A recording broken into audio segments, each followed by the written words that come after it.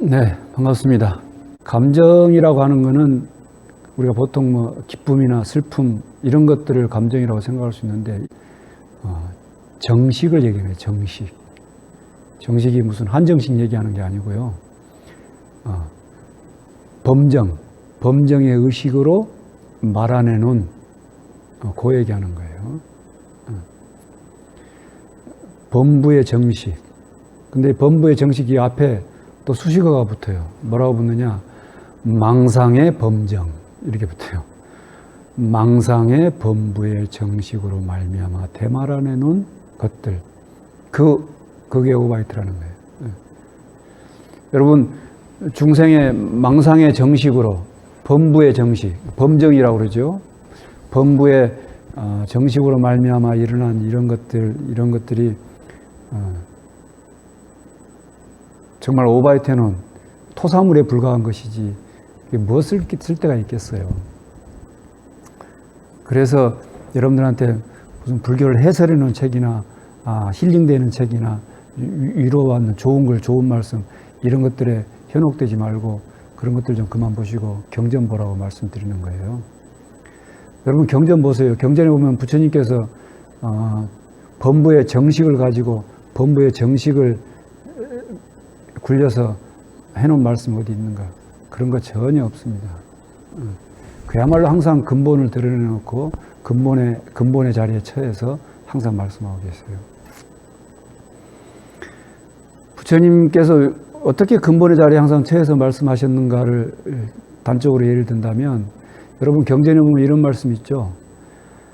부처님께서 어디 탁발을 가시거나 뭐 부처님뿐만 아니고 수행자들도 탁발을 가거나 아니면 어디를 다니실 때 항상 감관을 단속하고 이런 표현이 있어요. 어디 다니실 때 감관을 단속하고 감관이라는 게 뭡니까? 눈, 귀, 코, 혀, 몸이죠. 5가지 오감이 느껴지는 거잖아요. 감관을 단속했다. 단속했다는 게 뭐예요? 바깥으로 막 뿜어져 나오는 것을 잘 막고 있었다. 이런 말입니다. 그러니까 오바이트 하지 않도록 잘 단속해 놨다는 거예요. 바깥으로 막 표출되지 않도록. 그래서 그 감관을 잘 단속하고 탁발도 다니시고 아니면 어디 가야 할 길에 거기도 가고 심지어는 사람을 만날 때도 또 이런 경치들을 볼 때에도 그 감관을 잘 단속하고 보셨다 이러잖아요.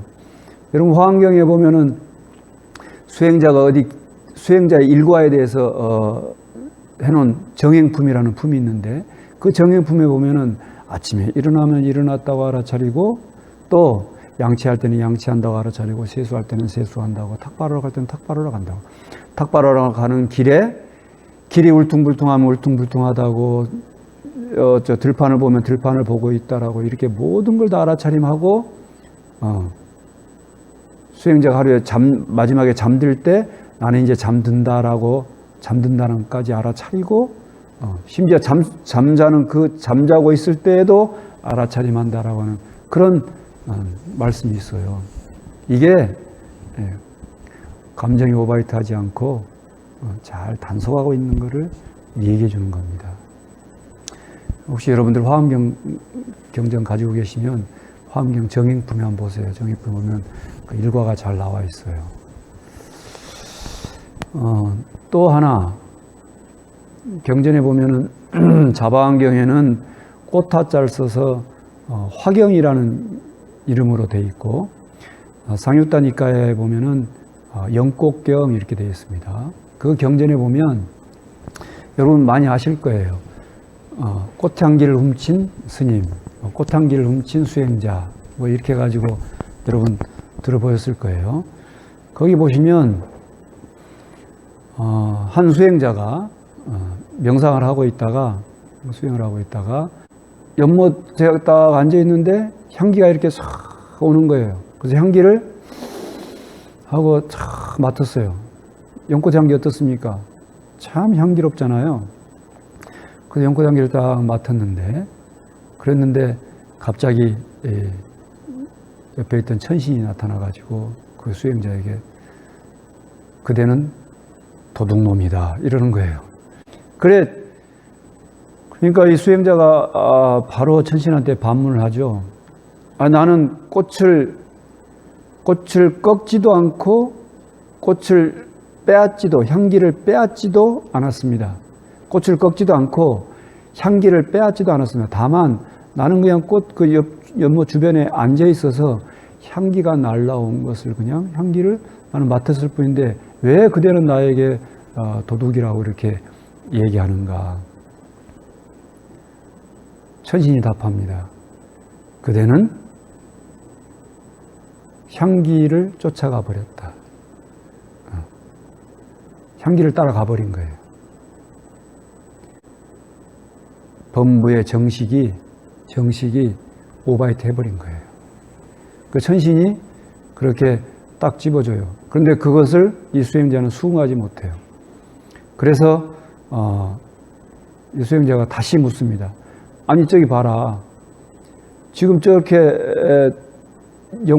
연못에 들어가가지고 연뿌리를 캐는 사람도 있고 연뿌리 그잖아요. 연뿌리도 캐서 먹잖아요. 연뿌리 캐는 사람도 있고 연꽃을 저렇게 취하는 저런 사람들도 있는데 왜 저 사람들에게는 도둑이라고 하지 않고 가만히 앉아있는 나에게만 도둑이라고 얘기하느냐라고 이렇게 반문해요. 그랬을 때 천신이 뭐라고 합니까? 저 사람들은 비유를 들어서 얘기하죠. 새까만 옷이 있는데 그 새까만 옷에 먹물 떨어지면 보이냐 안 보이냐? 안 보이지. 근데 하얀 천에 먹물 하나 딱 떨어뜨리면 드러나냐 안 드러나냐? 드러납니다. 그대는 하얀 천과 같은 사람이다. 저들은 요 경전에 보면은 앞치마 있죠? 주방에 쓴 앞치마. 그 앞치마에 온갖 거 묻어 있잖아요. 그러니까 뭐 하나 묻는다고 티도 안 나요.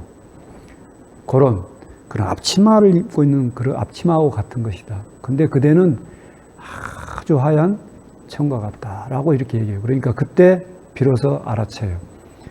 그리고 천신에게 그렇게 얘기합니다. 그대가 내 옆에서 항상 있으면서 나에게 그것을 늘 좀 일러주세요 라고 이렇게 얘기해요. 그러니까 천신이 내가 너한테 왜 그걸 계속 얘기해 주냐? 네가 알아서 해. 이렇게 얘기해 버려요.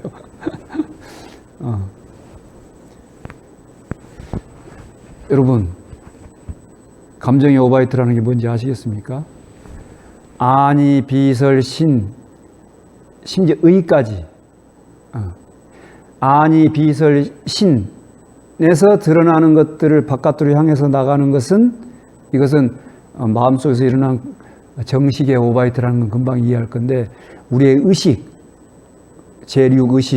의식이 일어나서 또 가는 것을 이건 참 찾기란 참 쉽지 않습니다. 근데 어쨌든 나중에 가면은 아주 미세하게 보면은 그 의식이 일어나는 까지도 잘 살펴서 이게 망상의 정식으로부터 일어나는 것인지를 알아서 살펴볼 수 있을 건데 우선은 방금 이 수행자가 그 향기에 마음을 뺏겼던 것처럼 우리 눈에 보이고 귀에 들리고 냄새 맡아지고 맛보여지고 감촉되어지는 이런 일체 모든 것들에 의해서 우리들이 마음을 놓치고 뺏겨버렸다면 이것은 정식이 오바이트한 거예요. 감관을 잘 단속해야 돼요. 잘 단속해야 돼요. 근데 여러분들이 아이고 세상을 살면서 어떻게 이렇게 단속하고 삽니까? 나는 그냥 살고 스님들이나 그렇게 하세요. 법사님이나 그렇게 하세요. 저는 그렇게 못합니다. 법사님. 만약에 이렇게 생각하는 분이 계시다면 제가 지난주에 부처님을 바라볼 때 부처님 어떻게 생각할 것인가에 대한 설명을 드렸잖아요. 나는 그냥 살래요. 법사님이나 그렇게 하고 사세요라고 생각할 분이 있을 것 같아가지고 내가 지난주에 미리 법문한 거예요. 부처님은 스승님이세요. 저쪽 다른 집에서 얘기하는 부처님은 절대자라든지 주제자라든지 이런 분이 아니에요. 그분이 우리에게 뭘 해주는 분이 아니에요. 부처님은 스승님이세요. 스승님은 뭐예요? 길을 가르쳐 주신 분이라 했잖아요. 지남철과 같은 분이에요. 지남철. 나침판을 우리에게 제시해 주신 분이에요. 그래서 이 방향으로 가면은 길을 잃지 않고 갈 수 있다라고 가르쳐 주신 분이야. 근데 나침반을 쥐긴 쥐었어. 근데 안 가면 소용없잖아요. 스님들이나 가세요. 나는 그냥 그분들은 부처님은 깨달은 분이라는 걸 나는 믿고 의지해서 그냥 그렇고 믿고 살게요. 아니 부처님이 깨달은 거하고 내 삶하고 무슨 상관이 있습니까? 여러분 제가 부처님은 스승님이셨다라고 하는 것을 여러분 잘 생각해 보세요. 스승님을 따라서 해야 되는 거잖아요. 스승님이 가르쳐 주시면 가르쳐 준 대로 가야 하는 거잖아요. 그게 제자의 할 일이잖아요. 여러분 오늘 나눠드린 거 법보에 보시면 그런 대목이 있는데 뭐가 있느냐. 스승과 제자가 있는데 스승이 깨달음을 이루었어요. 그 스승이 깨달음을 이룬 게 나하고 무슨 상관이 있겠는가. 스승이 열반의 경지에 도달했어요. 스승이 열반의 경지에 도달한 게 나한테 무슨 상관이 있겠는가. 이런 대목이 있을 거예요. 한번 보세요 나중에. 그래요. 부처님이 깨달음을 이루고 해탈을 이루고 열반의 경지에 도달한 거, 그게 내가 나하고 뭔 상관이에요? 그건 부처님의 경지예요. 그건 부처님의 경지예요. 내 삶하고는 아무 상관이 없습니다. 저는 부처님을 믿습니다라고 하는 거는 뭐냐? 저는 부처님은 깨달음을 이루었다고 하는 것을, 부처님께서는 해탈을 이루었다고 하는 것을 믿습니다. 이 말하고 같은 거잖아요. 이제 부처님이 가르쳐 주신 대로 가야 될 거 아니에요.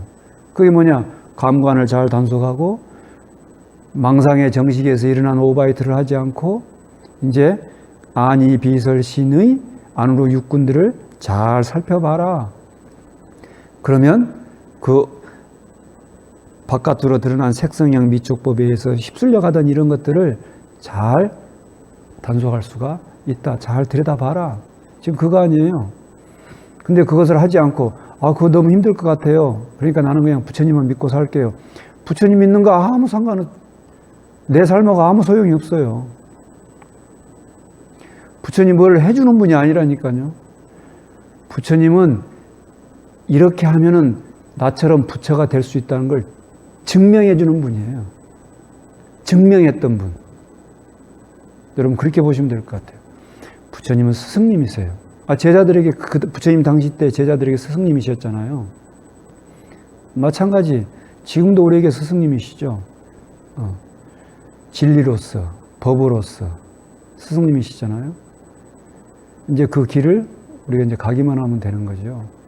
그래서 우리가 마음에 끊임없이 일어나는 마음에서 끊임없이 일어나는 그런 망상의 정식들. 지금 제가 왜 자꾸 망상의 정식이라고 망상이라는 표현을 자꾸 쓰느냐. 여러분 우리가 대개 절에 가면 일주문 들어올 때 우리 지금 법당에도 일주문에 보면 입차문내 막존지혜하라 되어 있고 그 다음에 신광불면이 망고 휘윤이라 이런 글귀 있어요. 이거 신광불매 망고 휘유 이거는 성가기감이라는 책의 맨 마지막 구절에 나오는 말인데 지난주에 제가 말씀드렸던 나에게 하나의 경전이 있는데 이거는 먹과 종이로 이루어진 것이 아니다. 펴보면 한 글자도 없는데 항상 빛을 발하고 있다 라고 하는 항상 빛을 발하고 있다. 요거하고 같은 말이에요. 뭐냐? 신광불매야. 신령스러운 광채는 어둡지 않아 가시고 어둡지 않아서 망고의 휘자는 빛날 휘자고 유는 법칙, 법도 이런 말이에요. 망고에 빛나는 법도이다 이 말이에요. 뭐예요? 신령한 빛이에요. 그러니까 우리가 본래 우리의 마음은 신령한 광채에 가지고 신령한 빛이어서 늘 광명을 내고 있는데 그걸 모르고 망상의 정식을 옆에다가 이렇게 덮어 씌워 가지고 우리가 지었던 업 있잖아요. 업이라고 하는 망상의 정식을 덮어 씌워 가지고 계속 거기서 대말아내기 때문에 이게 오바이트라고 얘기하는 거예요.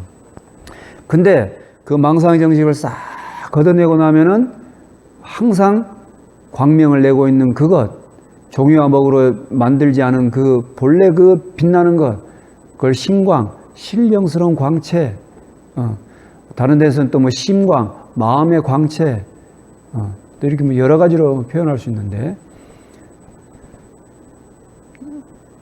그 빛이 드러나고 있는 것을 알 수가 있는데 우리는 완전히 그것을 갖다가 망상의 정식으로 가리워가지고 덮어 씌워가지고 가려가지고 쓰기 때문에 그런 빛이 있는 것조차도 몰라요. 왜 그런 빛이 있는 것조차도 모른다고 그러느냐? 아까 연못에서 그 연뿌리를 캐가고 꽃도 따가고 하는 사람들을 나무라지 않는 것처럼 우리들도 어머니 배 밖에 나와가지고 세상 살아가면서 끊임없이 다른 사람들 살아가는 거 보니까 전부 다 나하고 비슷비슷하게 살아요. 그렇게 그냥 때 묻은 앞치마에 묻은 때에 쩔어 있는 것 같이 그렇게 살아가. 그러다 보니까 전혀 빨 생각도 안 하고 그게 더럽다는 생각조차도 못해요. 근데 여러분들은 다행히 지금 이렇게 무슨 좋은 인연을 맺어가지고 전생에 무슨 인연을 맺었는지 이 생에 어떤 공덕을 지었는지 모르겠지만 이렇게 불법을 만나가지고 이건 정말 때 묻은 앞치마였구나. 이건 아주 더러운 거였구나. 우리 마음 가운데 던적스럽게 이렇게 달라붙어 있는, 끈적끈적하게 달라붙어 있는 그런 것들이었구나 를 아시고 거기서부터 지금 벗어나고자 하는 길에 들어선 분들이잖아요. 그런 좀 자각을 좀 하셨으면 좋겠어요. 부처님은 그런 아주 끈적끈적하게, 아주 지저분하게, 우리 경전에서 보면은 토 나오게, 혐오스럽게, 염오스럽게 그렇게 표현되어 있어요. 구역질나게 이렇게 표현되어 있어요. 그러니까 오바이트 난 거를 경전에서는 구역질나게 이렇게 표현했거든. 부처님은 점잖은 분이니까. 그렇게 구역질나게 그렇게 더러운 건데 그게 더러운 줄 모르고 그냥 묻어 살아요. 그러니까 천신도 그를 구제할 생각을 안 해. 근데 여러분들은 다행히 이렇게 불법을 만나가지고 이제 빨 생각을 하고 있잖아요. 그런데 빨진 않고 그 더러워진 앞치마를 빨지는 않고 그냥 나는 이대로 그냥 살래요. 이렇게 하면 돼요, 안 돼요? 지금 이렇게 귀한 시간에 법문을 듣고 계신데 나는 그냥 부처님 그냥 믿고 그냥 믿는 것으로 족하고 그렇게 살래요. 그렇게 하면 안 되잖아요.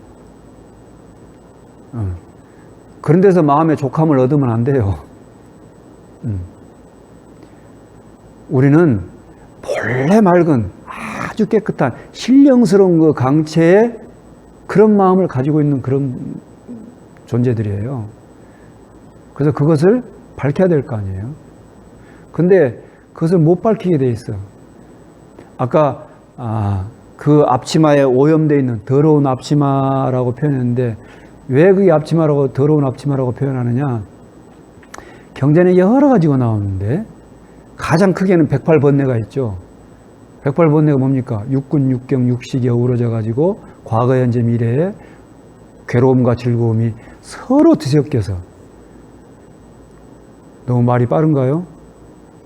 마지막 끝에 괴로움과 즐거움 이게 뭐예요? 감정이잖아요. 그 속에서 우리는 늘 그냥 지지고 볶고 살잖아요. 좀 더 좀 내려가서 보면은 4가지 폭류가 있어요. 4가지 폭류가 뭐냐? 폭류.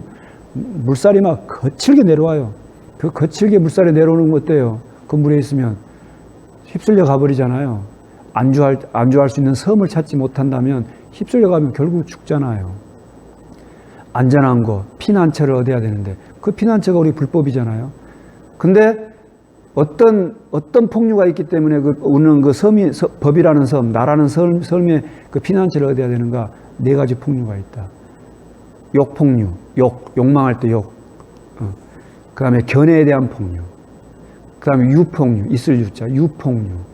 그 다음에 무명폭류. 이게 4가지 폭류예요. 여러분 나중에 다음이나 네이버에 한번 찾아보세요. 사폭류라고 해가지고 있어요.